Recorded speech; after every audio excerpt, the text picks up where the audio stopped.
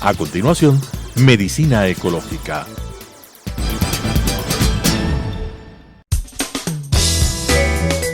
Clasificación A. Apto para todo público.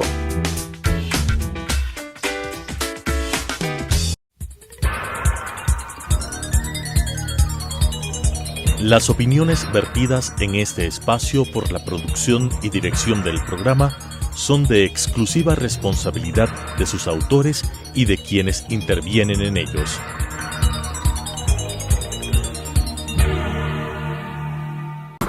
Telesucesos Canal 29 UHF presenta Medicina Ecológica, un nuevo enfoque de la salud pública diseñado especialmente para mejorar la salud de todos los habitantes en armonía con la naturaleza.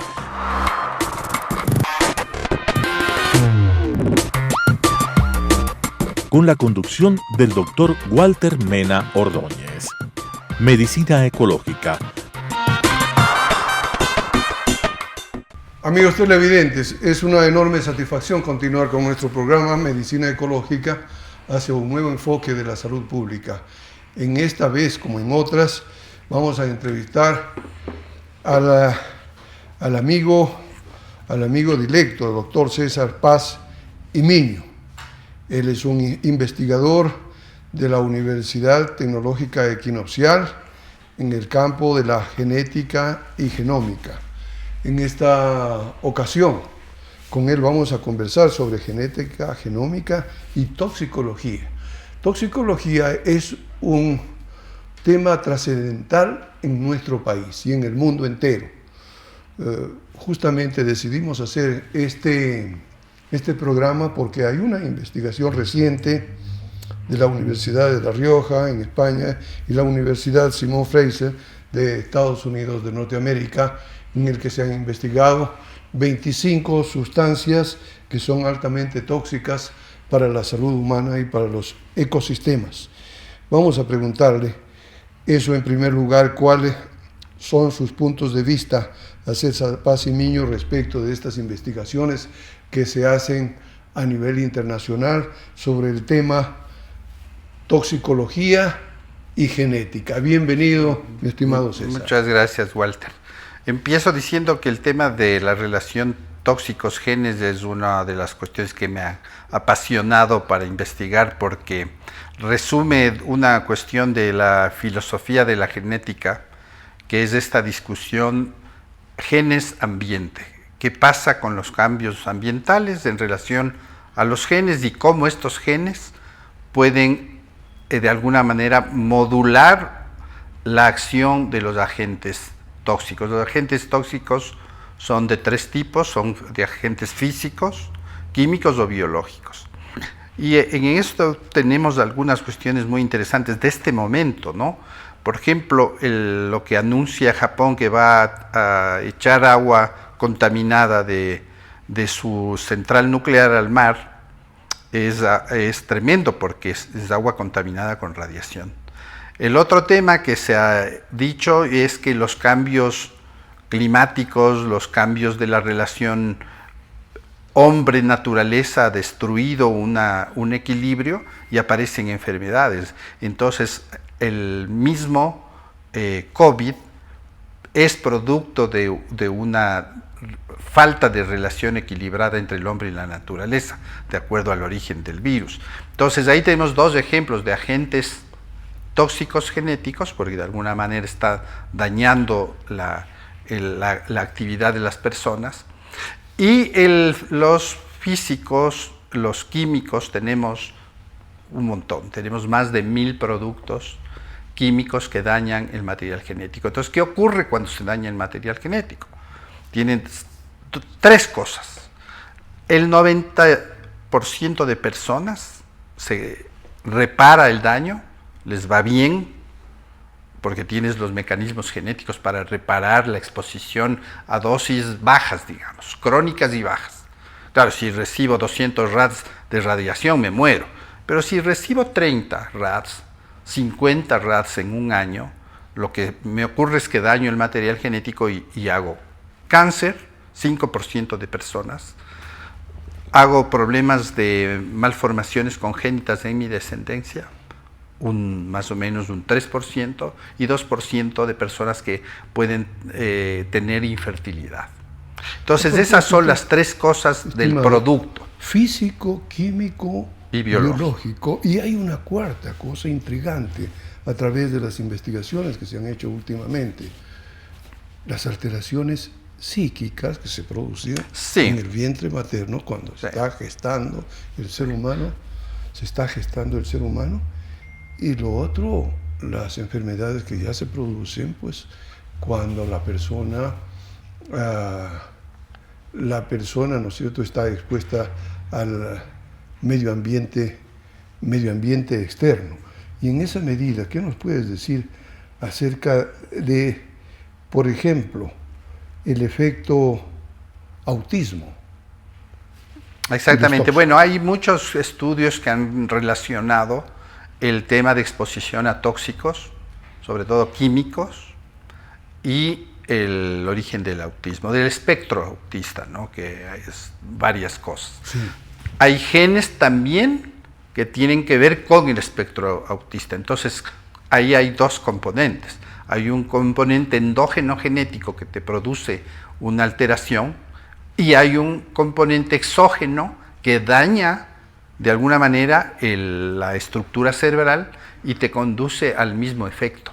Es decir, hoy se está, por ejemplo, discutiendo dos diagnósticos diferentes, clínicamente serían el origen diferente, con una misma causa genética.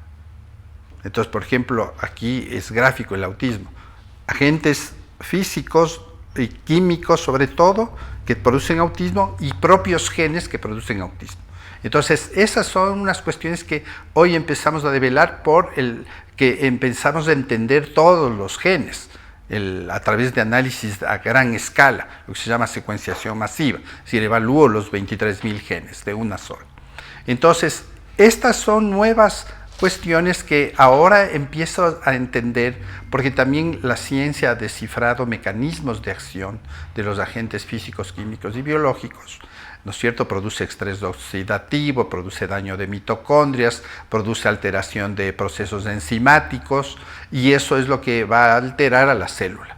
Que la célula va a responder, en principio bien, 90%, pero hay un 10% que no van a responder bien, y van a determinarse las tres cosas, las ¿no? enfermedades y la muerte. Enfermedades crónico-degenerativas, cáncer, infertilidad que hemos dicho, ¿no? Los aspectos teóricos que tú manejas extraordinariamente bien, gracias a tu excelente formación y a tus investigaciones, ¿no es cierto?, en el campo de la genética y genómica. Vamos a la práctica y vamos al Ecuador. Es decir, tantos problemas en este sentido, pero que desgraciadamente están insuficientemente investigados. Así es. Por ejemplo, lo que ocurre en el petróleo, lo que ocurre en la minería, lo que ocurre en el agua, lo que ocurre en los suelos y en el aire. Exactamente. Son cuestiones totalmente relevantes para nuestro país y para la salud humana, pero que no se las ha investigado en su real dimensión. Por ejemplo, yo recuerdo que tú hiciste una excelente investigación, ¿no es cierto?, en la Amazonía, y relacionaste los aspectos, las alteraciones genéticas que se producían por hidrocarburos. Exactamente. Y también por el glifosato que nos echaban desde Colombia para fumigar. Que ahora está retomando otra vez y ahora está protagonismo, retomando, ¿no?, la fumigación con el glifosato debido a esa cantidad de sembríos de coca que se ha sembrado sobre todo en la frontera ecuatoriano-colombiana de Sucumbíos y el Putumayo. Suroriente. ¿Cómo podrías resumirnos la situación, mi estimado?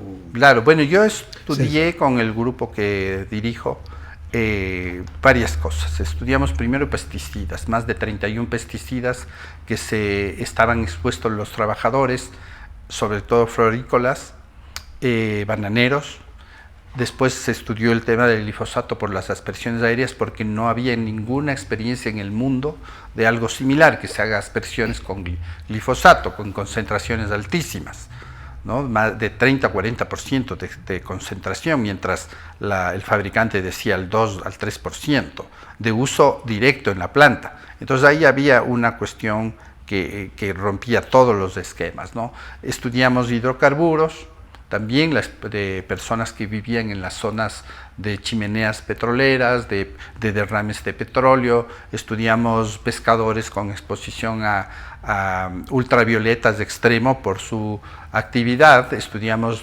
personas que trabajan en los laboratorios con exposición a químicos, formaldehído, alcoholes, etcétera. Y entonces, en general, ¿qué ocurre? Tú expones a estos productos. También estudiamos gente con Helicobacter pylori, que es un agente biológico relacionado a cáncer. Entonces tú expones a un individuo a cualquiera de estas situaciones, le produce un estrés a la célula, se rompe el material genético, el ADN, y eso lo podemos evaluar. Y cuando tú comparas personas que no están expuestas con personas que están expuestas, tú vas a ver que más o menos las no expuestas tendrán un índice de daño del material genético que ronda entre el 1 al 4 o 5% máximo. Pero cuando tú estás expuesto de manera crónica, de manera no controlada a cualquiera de los agentes físicos, químicos o biológicos, se te dispara a más del doble, 10, 15, 20, 30% de daño del material genético, que eso se llama biomonitorear a una población. Entonces, cuando tú biomonitoreas las poblaciones, puedes detectar población de riesgo. Si yo tengo un daño tan extremo como 30-40% de daño de mi material genético, porque lo evalúo en un simple microscopio, para que rotura de los cromosomas, entonces yo digo, esta es una población de riesgo, esta es una persona de riesgo, tengo que cambiarle de actividad laboral, tengo que darle vitamina B6 y B1 y controlarle cada año al menos de cómo va la alteración de sus genes, de sus cromosomas. Eso puedo correlacionar ahora con otras investigaciones de genes que participan en el daño, o a favor del daño o en contra del daño. Entonces hay personas que tienen unas variantes genéticas que te hacen más resistente, eso se ha visto a los trabajadores con rayos X. Entonces, que hay personas que resisten más dosis de radiación cuando no se controlan. Entonces, esto es muy curioso, ¿no? Porque dices, la plasticidad de las personas, de los mecanismos de reparación del daño del ADN, es tan interesante y amplio que participan genes en eso. Me haces acordar de un principio de los franceses, muy generalizado, en las investigaciones de los franceses en materia de toxicología. Ellos dicen que hay fumadores, tomadores y tomadores, ¿no es cierto? Y esto por una razón. Cada uno respondemos de diferente manera. Exactamente. Depende de varios factores, depende de la dosis, de la exposición, en fin, ¿no es cierto? Pero también se estaría produciendo en el campo de los factores que están explicándonos, ¿no es cierto?, el deterioro genético. Es decir, hay unas personas que tienen mayor resistencia a los impactos, así es, a los impactos físico, químico, biológicos que otras, ¿no? Así es. Si con el cigarrillo, si nos referimos al cigarrillo, un cigarrillo puede producir alteración. Otro factor que hemos estudiado, alteración, cigarrillos normales y electrónicos. Y una persona que se fuma 20 cigarrillos no tiene problema. Hay veces que ves de eso, en realidad. Aquí una dosis de radiación baja podría producir efectos terribles en una persona. Exactamente. Mientras que en otra puede no soportar. Es justamente, se basa eso en los genes. César, yo quisiera pasar a otro capítulo relacionado, ¿no es cierto?, con esta problemática en el Ecuador. En el sur del Ecuador, en la Amazonía ecuatoriana, en Zamora, en la provincia de Loja, en la provincia del Oro, hay problemas parecidos a los de la Amazonía, y más bien vinculados en este caso a la minería. A la minería, así es. Entonces, la gente del Perú, el gobierno del Perú, ya ha tomado previsiones en este sentido y se propone a denunciar al Ecuador ante la Haya. Así es. Por contaminación, atentar contra la salud, contra la vida, en definitiva, de los habitantes, la flora y la fauna de nuestro hermano país del sur. Sí. ¿Qué hacer frente al hecho de que el río Puyango, sus afluentes están contaminados, el río Zamora también? Y claro, las aguas van a parar en el Perú, sí, y con las consecuencias, pues. Cuando uno va a la zona, yo he estado en esa zona, claro, tú ves unos niveles de pobreza tan extremo que la gente tiene la necesidad de hacer algo. Hacer algo es tratar de sacar metales preciosos, ¿no? Entonces, el oro sobre todo. Y claro, los mecanismos de actividad de la minería usa sustancias tóxicas, por ejemplo, usa mercurio. Y todos los productos derivados de eso también son contaminantes. Y eso está afectando a las personas. Hay ya estudios de la afectación en salud. No se han hecho estudios genéticos aquí, pero sí hay estudios del efecto de las minerías, de la mala minería, en la salud y en los genes.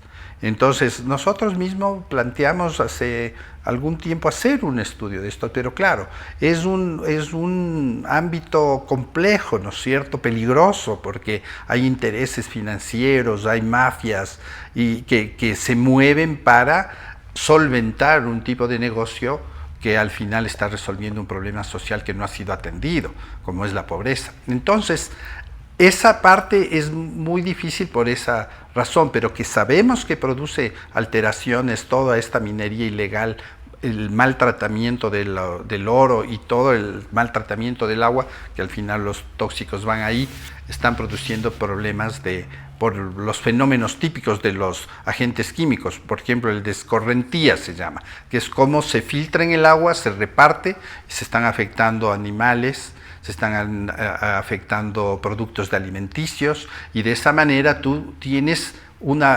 incluso un desarrollo de enfermedades tan dramáticas como cáncer gástrico, que sí se ha relacionado con el tema de aguas pesadas, ¿no?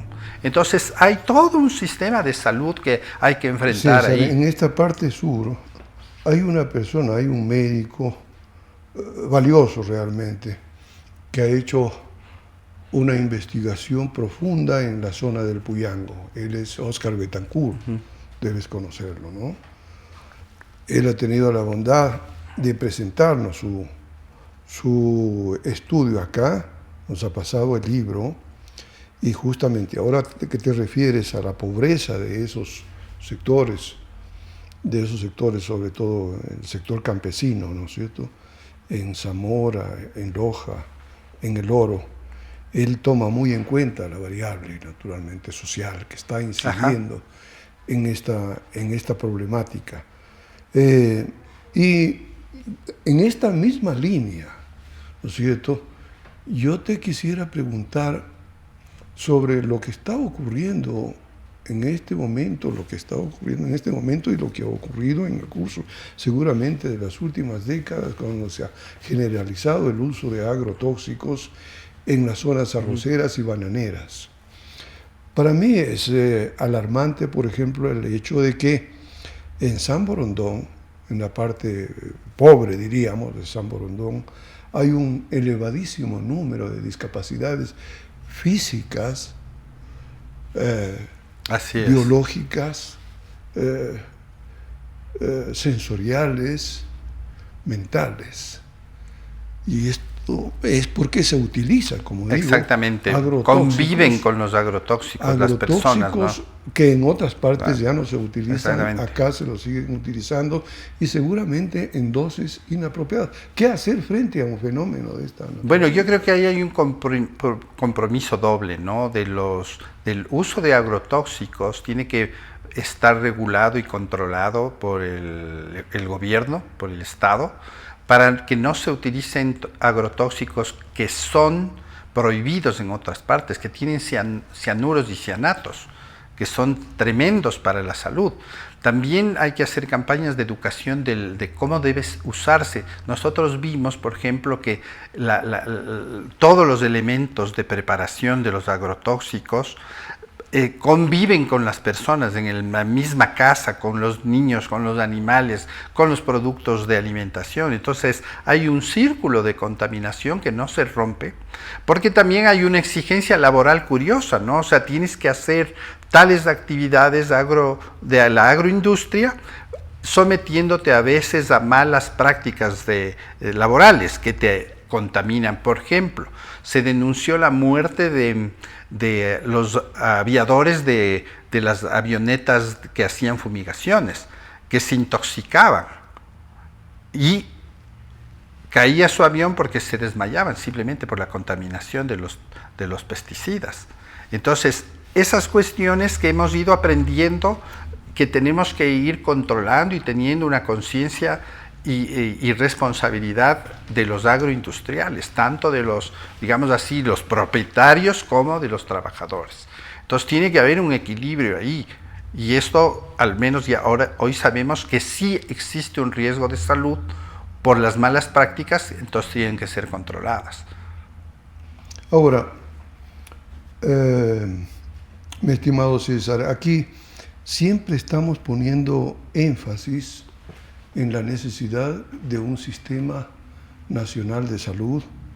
Esto lo conversamos con el binomio del presidente electo Lasso, el doctor Borrero, y él se comprometió realmente a impulsar un sistema nacional de salud. Un sistema nacional de salud que, como siempre lo hemos dicho, tenga una filosofía, principios, un marco constitucional, legal, un modelo de atención, sobre todo preventivo, y ahí entra la investigación precisamente, y un modelo de participación popular, ¿no? en materia de salud, que incluya el paquete de servicios naturalmente, y ahí una política sexual y reproductiva, la nutrición, la toxicología justamente, instrumentos para la gestión del modelo, los recursos económicos y el talento humano necesarios, ¿no es cierto? El cumplimiento de los 17 Objetivos del Desarrollo Sostenible, para conectar los aspectos puramente de salud con los aspectos sociales. Así es. Porque tenemos entendido, pues, que la salud es en definitiva la síntesis de una serie de elementos que confluyen. Y claro, las nuevas instituciones de salud, normativo, creemos nosotros que debe ser básicamente el Ministerio de Salud Pública, y debe haber una institución que preste los servicios de salud y que ampare a todos los ecuatorianos. Ahora, en esta última parte, en las nuevas instituciones de salud, ya se nos ha terminado el tiempo, pero quisiera tener tu punto de vista.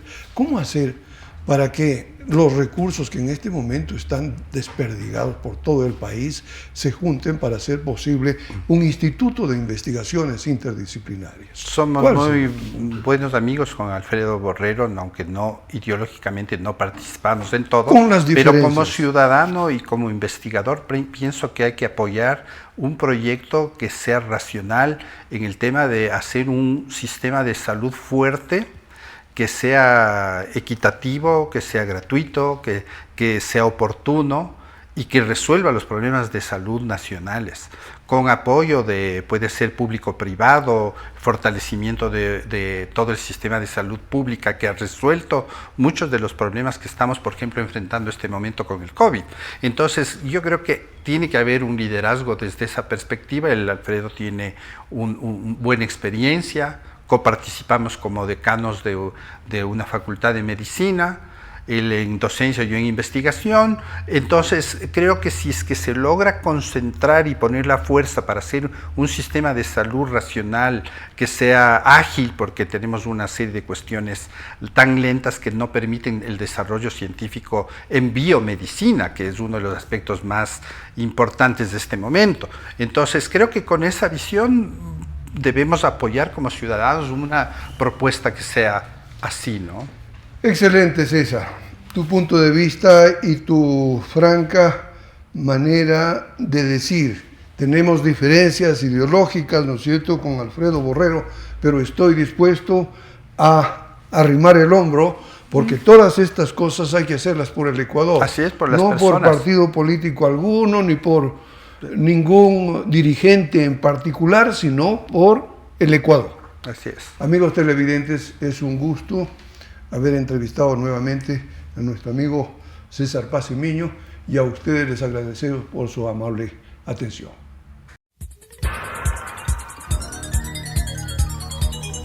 Las opiniones vertidas en este espacio por la producción y dirección del programa son de exclusiva responsabilidad de sus autores y de quienes intervienen en ellos.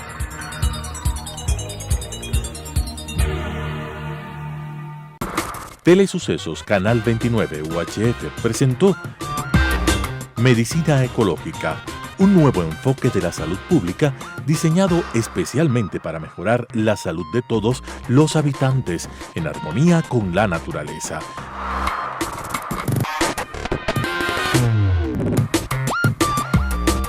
Con la conducción del Dr. Walter Mena Ordóñez. Medicina Ecológica,